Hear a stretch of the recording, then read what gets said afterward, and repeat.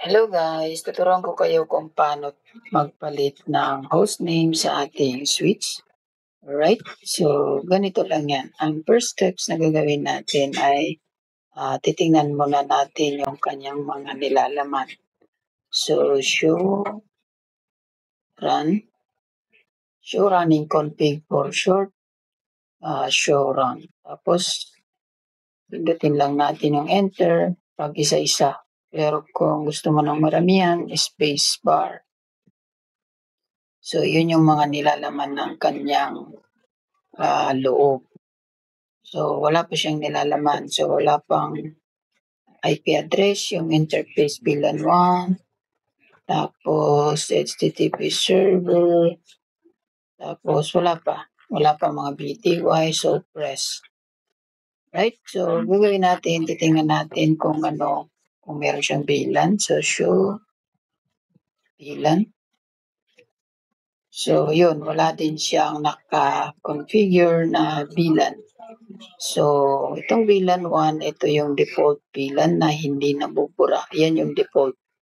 So, lahat ng interface na 1 to 48 ay belong sa VLAN 1. So, gawin natin, magpapalit tayo ng hostname. So, papalitan natin tong switch ng hostname. So, una, punta ka sa global config. I-type mo lang ay global config. Configure terminal. Enter mo. And then, nandun ka na sa global config. So, ito type natin. Ganito lang ang command. So, host name. So, kung gusto mo ng mabilisan, i-press mo lang yung tab. Tapos hostname. So, yan. Depende na sa'yo kung ano ang gusto mong hostname. So, let's say sabihin natin na laboratory. Lagyan natin ng tab. Underscore switch. So, pagka in-enter natin yan, mali pala yung spelling ng laboratory. Sorry, kasi malabo na yung keyboard ko. So, yan. Papalitan natin. Pag in-enter natin yan, yan na yung papalit dito sa switch na to. Right? So, tandaan mo. Ganyan lang ang command. Hostname. Hostname, tapos laboratory switch. Depende kung ano ang gusto mo. Tapos, enter. Then, nandun na.